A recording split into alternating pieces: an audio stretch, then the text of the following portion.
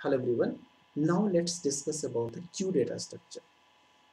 तो पहला क्वेश्चन ये बनता है कि हम क्यू डेटा स्ट्रक्चर को क्यों पढ़ रहे हैं, राइट? क्यों, क्यू को क्यों पढ़ रहे हैं?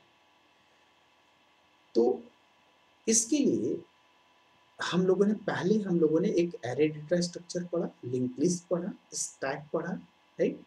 इन तीनों डेटा स्ट्रक्चर में हमने ये देखा कि एक डिफरेंट वे है डेटा को ऑर्गेनाइज करने के लिए कंप्यूटर के मेन मेमोरी में। तो इसी तरह एक और डेटा स्ट्रक्चर हमारे पास आने जा रहा है जिसमें कि हम ये देखेंगे कि हम इसमें डेटा स्ट्रक्चर में कैसे डेटा को ऑर्गेनाइज करते हैं। ठीक है, इसीलिए हम इस डेटा स्ट्रक्चर को डिस्कस करने जा रहे हैं और दूसरा रीजन आपके सिलेबस में है, इसलिए इस डेटा स्ट्रक्चर को पढ़ने जा रहा है, राइट? ओके, अच्छा, तो इसमें भी हम लोग क्यू में पढ़ेंगे, क्यू के टाइप्स पढ़ेंगे, linear Q, circular queue, double ended Q, priority queue, ये सब टाइप का डेटा स्ट्रक्चर पढ़ेंगे क्यू के अंदर। एक बार और मैं आपको रिमाइंड कराना चाहता हूँ कि जो डेटा स्ट्रक्चर में हम जो डेटा ऑर्गेनाइज कर रहे हैं वो हम मेन मेमोरी के लिए करते हैं, ध्यान दीजिएगा, राइट?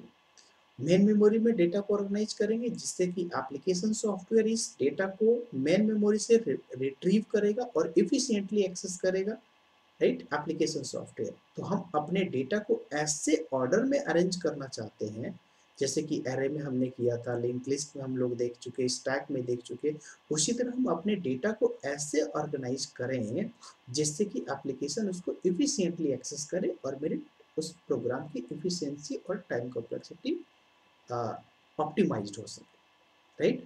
अच्छा, डोंट बी कंफ्यूज, हम डेटा को मेन मेमोरी में रखते हैं, ना कि सेकेंडरी मेमोरी में रखते हैं in case of data structure. अगर हम अपने डेटा को हार्ड डिस्क के अंदर रख दिया तब मेरा वो डेटा स्ट्रक्चर नहीं रहा, उसको बोलते हैं डेटाबेस। ठीक है, और उस डेटाबेस को हैंडल करता है डीबीएमएस, राइट? याद रखिएगा, डेटा कहाँ पे है ये डिपेंड करता है। डेटा अगर मेन मेमोरी में है तो वो डेटा स्ट्रक्चर के थ्रू हैंडल करेगा एप्लीकेशन सॉफ्टवेयर। अगर वो डेटा हार्ड डिस्क में है तो वो डीबीएमएस हैंडल करेगा, राइट? ओके, ये तो हो गया क्यू। अब आइए थोड़ी कहानी सुनते हैं स्टैक इस क्यू के बारे में। क्यू के अंदर दो वेरिएबल्स होते हैं, फ्रंट और रियर। जैसे टॉप स्टैक डेटा स्ट्रक्चर के अंदर टॉप वेरिएबल था, टीओपी, स्टैक के अंदर टॉप ऑफ द स्टैक, उसी तरह क्यू के अंदर दो वेरिएबल होते हैं, फ्रंट और रियर। तो आपने सुना होगा फ्रंट और रियर का नाम, कहीं और सुना होगा? यस, आपने मोबाइल में सुना होगा। मोबाइल भी कैमरा है, इस मोबाइल के फ्रंट पे एक कैमरा होती है और एक रियर पे कैमरा होती है पीछे। तो वही यहाँ पे फ्रंट और रियर का कॉन्सेप्ट है। फ्रंट मीन्स सामने और रियर मीन्स बाद में। तो यहाँ पे देखिएगा, जब भी, हाँ, ये काउंटर है, टिकट काउंटर है और ये पैसेंजर है, ABCD नाम के हैं।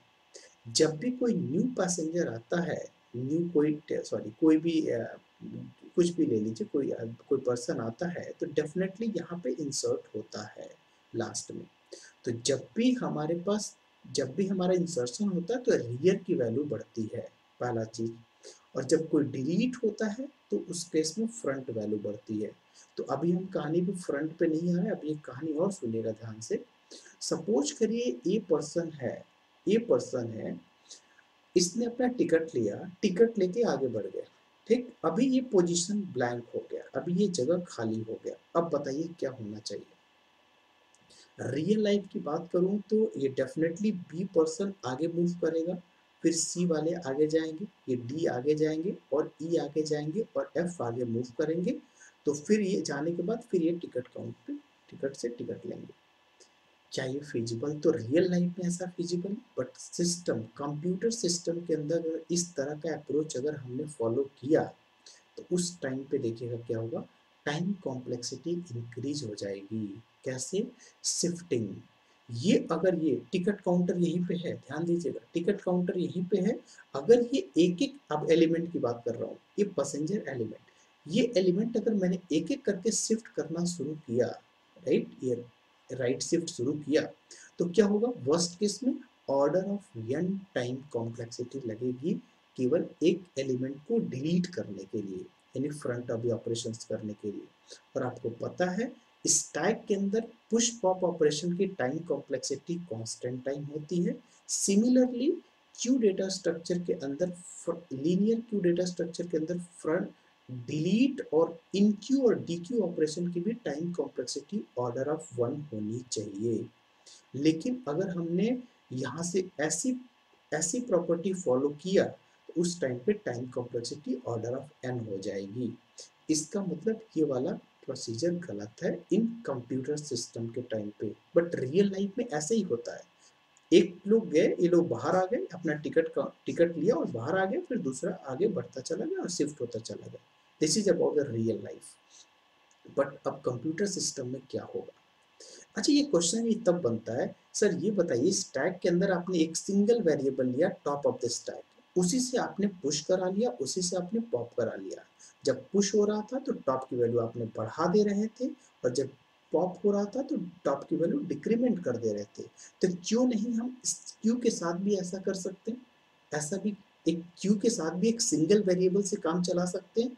यस, अगर चला सकते हैं, लेकिन उसकी टाइम कॉम्प्लेक्सिटी इफेक्ट करेगा।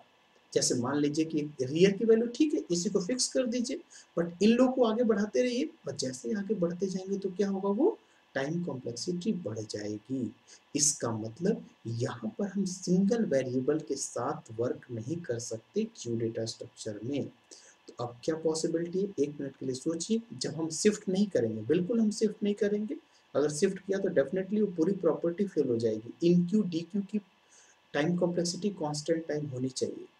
और क्या पॉसिबिलिटी है, अब आप खुद सोचिए, थोड़ा सा एक वीडियो पॉज करिए 1 मिनट के लिए और सोचिए कि क्या पॉसिबिलिटी है, क्या कर सकते हैं हम लोग।